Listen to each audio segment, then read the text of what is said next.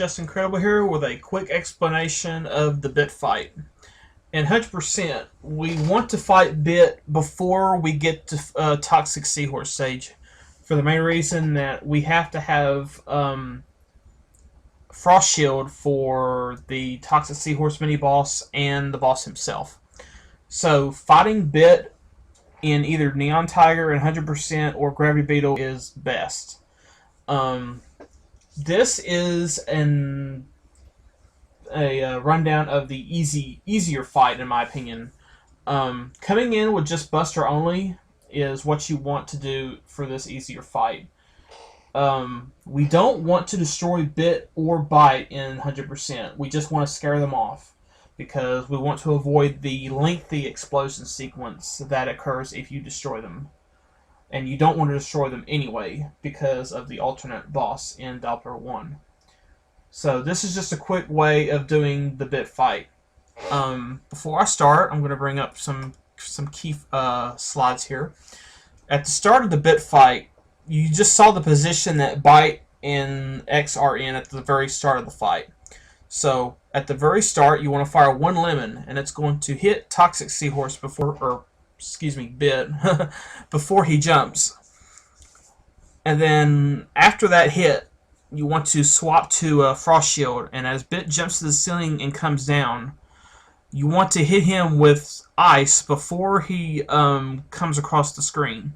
Because of the blade that he breaks out, it can actually block the ice.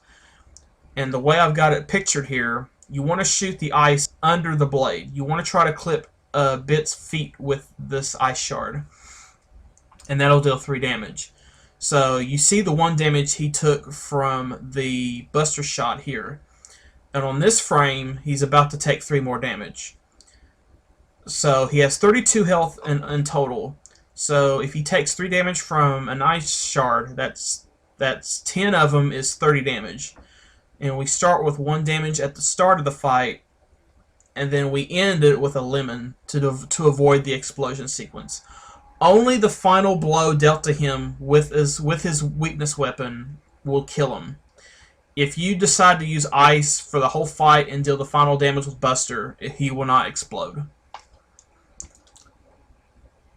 So when X and Bit come face to face horizontally, that's when Bit decides to go across the screen.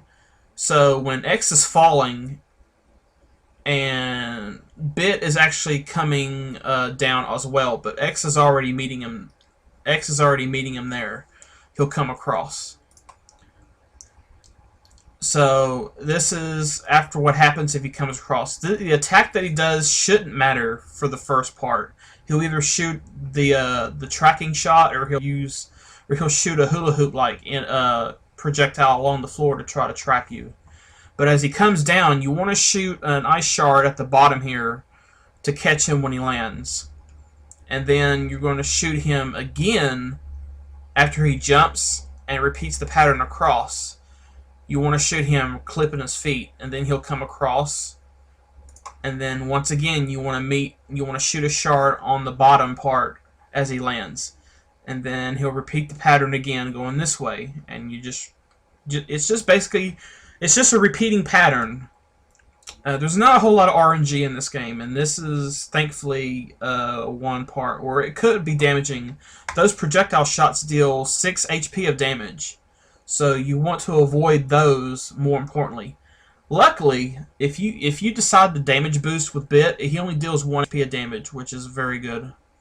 So if you feel like you're about to get hit by that homing projectile, intentionally run into Bit to avoid taking more damage than necessary. Because if you fight Bit in Tiger, you have to deal with the Tiger fight, and that could be he could come at you with a claw if you're not careful, and that deals a lot of damage. So when you keep repeating this pattern and you're getting close to killing him, right here, he just took an ice shard hit, and he's coming down after this attack, and I've already got an ice shard placed here. He's going to land on it, so he's going to take 3 more damage, and that leaves 1 HP.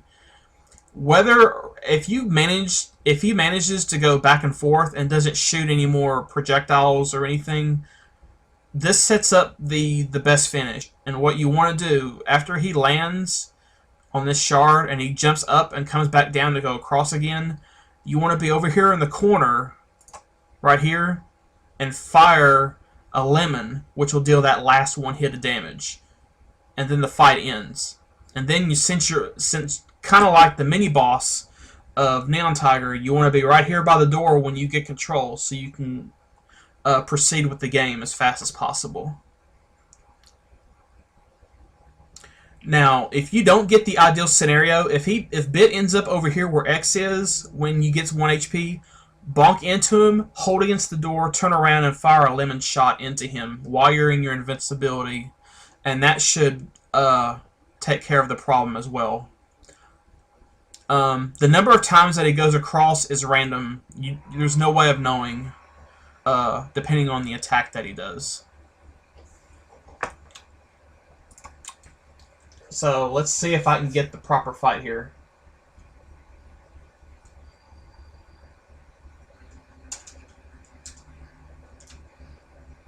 Okay, keep repeating.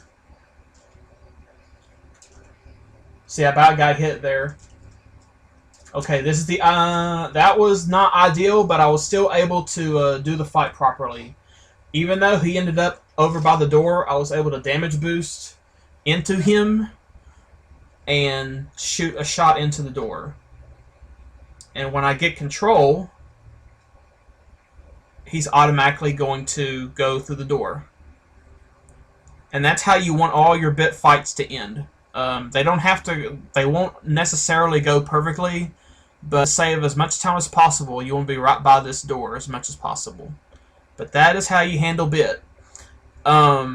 One more last thing. All of the Bit and Byte rooms are identical in size, so the fight will not be any harder or any easier, regardless. So if you were to get Bit in Beetle, you would do the same thing. Enter without a charge, do just that fight, and end on the very right side of the room.